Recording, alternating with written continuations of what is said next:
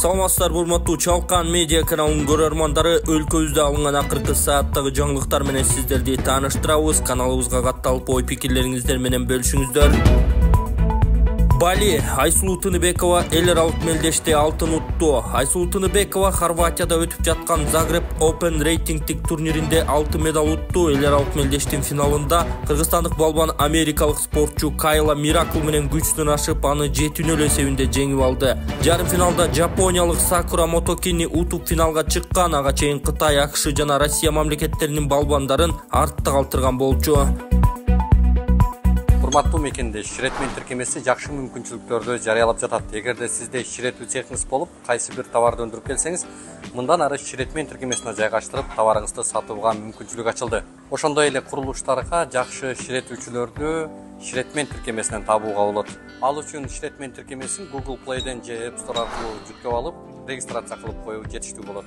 А эгерде автоунааңыз бузулуп, уста издеп жаткан болсоңуз, дал ошол Ширетмен тиркемесинин иштөө принциптеринде эле автомен тиркемесин көчүрүп алып пайдалансаңыз болот. Автомен тиркемеси аркылуу автоунаа усталарын оңой тапканга, алардын түрлөрү же тажрыйбасына карап, автоунааңызды оңдотуп алсаңыз болот. Кененирээк маалыматтарды төмөндөгү Instagram баракчадан же сайт аркылуу таанышсаңыздар болот.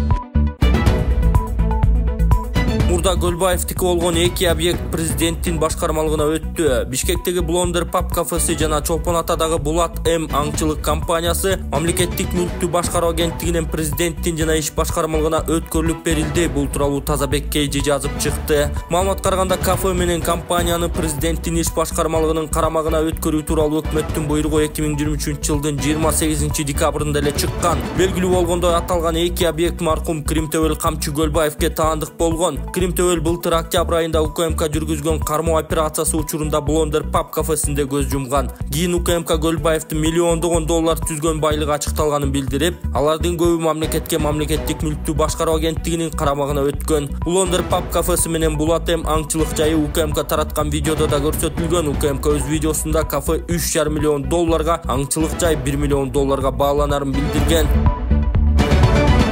Жапаров быйылкы жылдын бюджетин бекитип, профицит кайда жумшалат? Президент Садыр Жапаров ушул жылдын бюджетин бекитип, бул тууралуу маалымат кызматы кабарлады. Мыйзам буга чейин жогорку кеңеш тарабынан кабыл алынган, анда казынага түшө турган жалпы киреше 378,4 миллиард сомду, ал эми чыгаша 367,4 миллиард сомду түзөт. Бюджеттин профицити 10,9 миллиард сом деп аныкталган. Республикалык бюджеттин профицити финансылык активдер менен болгон операцияларды жүзөгө ашырып, мамлекеттик тышкы карыздын негизги суммасын үчүн жумшалат деп жазылган маалыматта. Мындан тышкары 2025-2026 жылдарга республикалык бюджеттин пландык көрсөткүчтөрү жактырылган.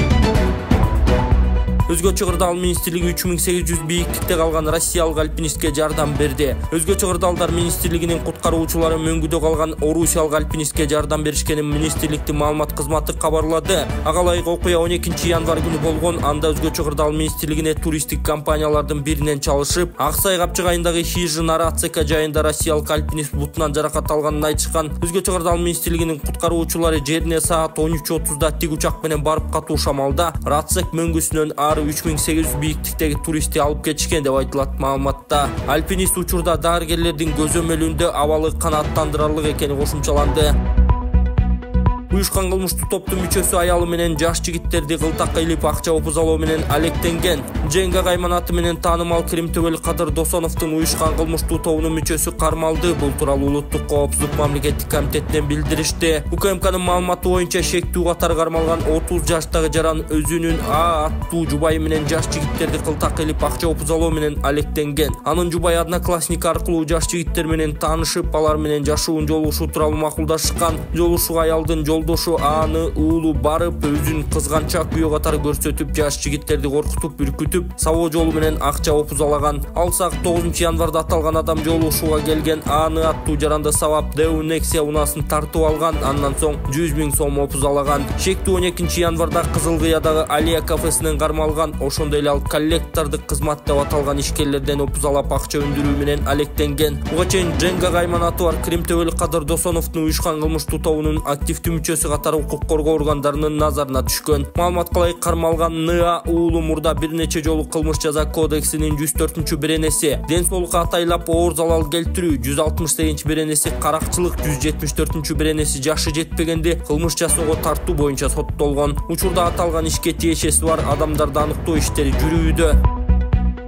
Депутат Эмил Жамгырчиев өзүнө байланыштуу иши тууралуу Жогорку Кеңештин 17-январда өтө турчу жыйынында маалымат берет. Бул тууралуу депутат Азаттыкка өзү билдирди. Ал жыйында УКМКга суракка барганга чейин кайта жүргөнүн, эмне үчүн парламенттин имаратынан качып кеткени тууралуу да айтаарын кошумчалады. Өзбекстандын уюшкан кылмыштуу тобунун башчысы Салим Абдубалиевке жазылган кат тууралуу маалыматы жок экенин айтты. Болгон маалыматты мен атайын комиссиянын отурумда айткан. Бул кылмыш иши 1 жылдан бери келатат. Мен катты көрө элекмин. Эмне жөнүндө экенин билбейм. Бирок сессияга чыкканда 17-январда мен да эмне болуп жатканы тууралуу сурайм. Ошол отурумда толук маалымат алсаңар болот, деди Жамгырчиев. 10-январда Жогорку Кеңеш Жамгырчиевди кылмыш жообуна тартууга уруксат берген. Бул маселе боюнча түзүлгөн депутаттык комиссиянын төрагасы депутат Алишер Эрбаев Жамгырчиев 2022-жылы Өзбекстандын Салимбай Байбача деген кайманат менен таанымал жараны Салим Абдубалиевден колдоо алыш үчүн Кыргызстандын чек арасынан мыйзамсыз өтүп, ага жоолукканы тууралуу маалыматы бар экенин айткан. Бул маалыматты УКМКнын төрагасы Камчыбек Ташиевдер астаган. Ал чек арада мыйзамсыз өткөн деген айып коюлган кыргыз жарандары камакка алынбай турганын билдирип, Жамгырчиевди иш сотко өтсө сотко келүүгө чакырган. Жамгырчиев ага чейин чек арада мыйзамсыз өтпөгөнүн билдирген. Былтыр 27-декабрда башкы прокурор Курманкул Золушев Жамгырчиевди кылмыш жообуна тартууга уруксат сураган. Ага кылмыш жаза кодексинин мамлекеттик чек арада мыйзамсыз өтүү беренеси менен иш козголгон. Депутаттык комиссия Жамгырчиевди кылмыш жообуна тартууга уруксат берген чечимин 9-январда жабык жыйында кабыл алган. Азаттыкка парламенттеги ишенимдүү булактар билдиргендей, ушул эле күнү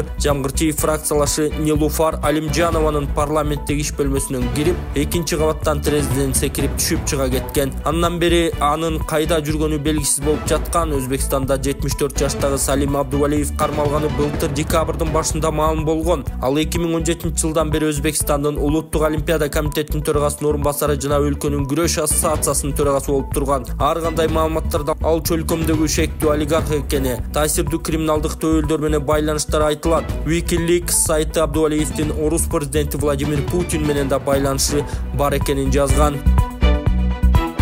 Ассаламу алейкум туугандар, биздин катталуучулар, баарыңыздарга ассаламу алейкум. Биз жаңы турга, экинчи турга старт берип турабыз туугандар. 1 саат алдыңкы видеону көрүп, кечеги утуучуларды көрүп алсаңыздар болот. Азыр мен экинчи турдун приздери менен тааныштырып кетейин туугандар. Бул оюнда Nexia 1 койдум, дагы биринчидегидей. Ошонун өзү да свет 2006-жылкы 1.5 объемдуу коробкалары механика сонун машина туугандар. Утуп аласыздар, чөткү машина. Анан бул главныйды анан тааныштырам туугандар, обзор менен чогуу. Биздин 3-чү машинабыз Nexia 2. Көрүп турасыздар, алча свет деп коет. 2010 болуш керек жылы. Коробкалары жакшы, моторунда эч кандай проблема жок, таза, чөткү машина. Буну дагы 1 билет алып, 2 билет алып утуп алсаңыздар болот. Бул оюнга жакшы машиналар койдум деп ойлойм туугандар. Себеби акчасы дагы башкача болот, айтам туугандар. Эми бул ортодогу машинаны 210 уялбай мактасам болот. Уялбай мактасам болот. Объему 3.2 туугандар. Объему 3.2, жылы 99, күчтүү машина 3.2, бензин, автомат туугандар. Өтө сонун машина, видео обзордон көрүп аласыздар. Буну дагы 1 билет, 2 билеттен утуп алсаңыздар болот. Кимдир бирөөгө пешенеңиздерге жазып турат туугандар. Анан бул оюнда бир өзгөчө призибиз бар. Ушул 4 телефонубуз бар. Мен азыр бир жакындатып көрсөтүп коеюн телефонду алып. Ушул телефон Galaxy A24. 2 жашыл светте, 2 кара светте. Либо жактан утсаңыз, доставкасын менен берип беребиз, таксиден тосуп аласыз. Ушул 4 телефонду кошуп койдук туугандар. Эми бул оюнга кантип катышам, кандай приз, нелер бар десеңиздер туугандар, бул оюн биринчи билеттин баасын айтып коеюн, 500 сом. 500 рубль болот туугандар. 500 рубль, 500 сом болот дагы 2983 билет болот туугандар. 2980 общий билеттин количествосы 500 сомго 500 рубльге 127 приз бар туугандар. 3 машина, 4 телефон. 127 призди 500 сомго 500 рубльге билет алып, ушул приздерди утуп алсаңыздар болот. Азыр главный мерсин призини, призибиздин ички обзорун полный таанышып, общий машиналар менен тааныштырабыз туугандар. Билет алышка шашылыңыздар. Билет алыш описанияга номер жазып койдук. Российский номер +7 925 906 2704 кылсаңыздар, ушул номерге Сбербанк уланган. Ушул номерде WhatsApp бар. Сразу чекти жөнөтөсүздөр, билетиңиздер тез эле барат. Кыргызстан үчүн ушул видеого Мбанк коюп койдук, аягы 87. Бирок Мбанктан момент чекти жөнөтүңүздөр. Bir күндөн кийин чек келсе билет барбайт, акчаңыздар да кайтпайт. Момент сразу чек жөнөтүңүздөр, билетиңиздер барат. Кыскача жазып коюңуздар. Болду, ийгилик, барыңыздарга билет алып ушул биздин машиналарды сыйлыктарды утуп алыңыздар туугандар. Депутат вебкам студия иштеткендерди жазалоонун жолун сунуштады. Жогорку Кеңештеги депутат Нурланбек Азыгалиев кылмыш жаза кодексине өзгөртүү киргизүүнү сунуштап жатат. Тиешелүү мыйзам долбоору коомдук талкууга чыгарылды. Кодекске киргизилген өзгөртүүлөр интернет тармактар, атап айтканда вебкам студиялары аркылуу сойкулукту уюштурууга жана аны пропагандалоого каршы күрөшүүгө багытталган. Депутаттын сунушуна ылайык бул жосундар үчүн 100 000 сомдон 200 000 сомго чейин айып пул салынат же 3 жылга чейин эркинен ажыратылат. Ошол эле жосундар адамдардын тобу тарабынан жасалса мүлкүн конфискациялоо менен 200 000 сомдон 300 000 сомго чейин айып пул салуу же 5 жылга чейин эркинен ажыратуу түрүндөгү жаза каралган. Уюшкан кылмыштуу топтун же кылмыштуу жааматтын курамында жасалган жосундар үчүн мүлкүн конфискациялоо менен 7 жылга чейин эркиндигинен ажыратуу каралган. Бул жосундарда балдарды жана жашы жетпегендерди пайдаланган учурда мүлкүн конфискациялоо менен 15 жылга чейин эркиндигинен ажыратуу каралган. Акчалай пайда же башка материалдык компенсация алууга багытталган адамдын сексуалдык каалоосун же фантазиясын канааттандыруу максатында вебкам студиялары аркылуу түз эфирге катышуусу үчүн жеке жактарга 100 000 сомго айып пул салуу сунушталууда. Буга чейин Ички иштер министрлиги Борбордо жалпысынан 50гө жакын вебкам студиясы иштеп жатканын билдирген. Вебкам студиясын уюштуруу боюнча чуулгандуу кылмыш иштеринин бири Даниэль Ажиевке тиешелүү. Кыргыз-тажик чегарасы тараптар айрым тилкелер боюнча орток пикир табылганын билдирди. 12 январда Баткен облусунда Кыргызстан менен Тажикстандын өкмөттүк делегацияларынын төрагалары Камчыбек Ташиев менен Саймумин Ятимовдун жолугушусу өттү. Алар жолугушуудан соң биргелешкен билдирүү жасашты. Анда Ташиев тараптар бир катар чегара аймагы боюнча орток пикир табышканын билдирди. Анын ичинде Максат айылынан баштап Стреч аймагына чейин арка айылынын чети 15 чакырымдык жер боюнча бир чечимге келдик. Эми биздин комиссия бул келишим боюнча кол коюшу керек. Биз мындай чечимге канааттандык, деди ал. Ятимовда тараптар Кулунду Максат арка аймагы боюнча принципиалдуу чечимге келишкенин жана бул боюнча протоколдун долбоору даярдалганын билдирди. Биз Камчыбек Ташиев менен маанилүү учурларды, принципиалдуу маселелерди талкууладык. Мында өтө маанилүү болгон Кулунду Максат арка багыты боюнча да сөз болду. Бул боюнча биз протоколдун долбоорун даярдадык. Буга бардык тараптар макул болушту. Ошентип биз алгылыктуу кадам таштадык. Биз Кыргызстан менен Тажикстандын чегарасын делимитациялоо процессин аягына чыгаруу боюнча мамлекет башчыларыбыздын элдин талабын аткарып иш алып барып жатабыз. Кыргызстан менен Тажикстан соңку айларда чегара маселесин чечүү боюнча аракеттерин күчөтүп келет. Ташиев менен Ятимов буга чейин былтыр 12 декабрда да Баткен шаарында жолугушуп, Кыргыз-Тажик мамлекеттик чегарасын делимитациялоо жана демаркациялоо маселелерин талкуулашкан. Анын соңунда эки атайын билдирүү жасап, Кыргыз-Тажик чегарасын 90% макулдашканын билдиришкен. Ташиев анын ичинде Баткендеги Кайрагач айылынан баштап Кулунду Максат арка 1 арка 2 жаңы жер жийделикке чейинки айылдардын тушундагы такталбаган тилкелер макулдашылганын ырастаган. Президент Садыр Жапаров 11 декабрда Баткендин Аксай айылында жаңы курулган мектептин ачылышында сөз сүйлөп жатып, Тажикстан менен чегара 2024 жылдын жаз айына чейин такталып каларын айткан. Кыргызстандын жана Тажикстандын өкмөттүк делегацияларынын топографиялык жумушчу топторунун буга чейинки жолугушуусу былтыр 17 декабрдан 23 декабрга чейин Тажикстандын Бустон шаарында өтүп, Кыргыз-Тажик мамлекеттик чегарасынын дагы 11,88 чакырымы боюнча макулдашкан. Кыргызстан менен Тажикстандын чегарасынын жалпы узундугу 972 чакырымды түзөт. 2002 жылдан 2020 жылдарга чейин чегаранын 519 чакырымы такталса, 2022 жылы эки өлкөнүн президенттери жолукканда жалпысынан 664 чакырым тилке боюнча орток пикир бар экенин ырасташкан. Андан бери эки мамлекеттин жумушчу топторунун жолугушуусунда кабыл алынган протоколдорду эске алганда, мунаса табылган жерлердин аянты улам кеңейүүдө. Тишин тазалаткан 3 жашар кыздын өлүмү шектүү кызматкер кармалды.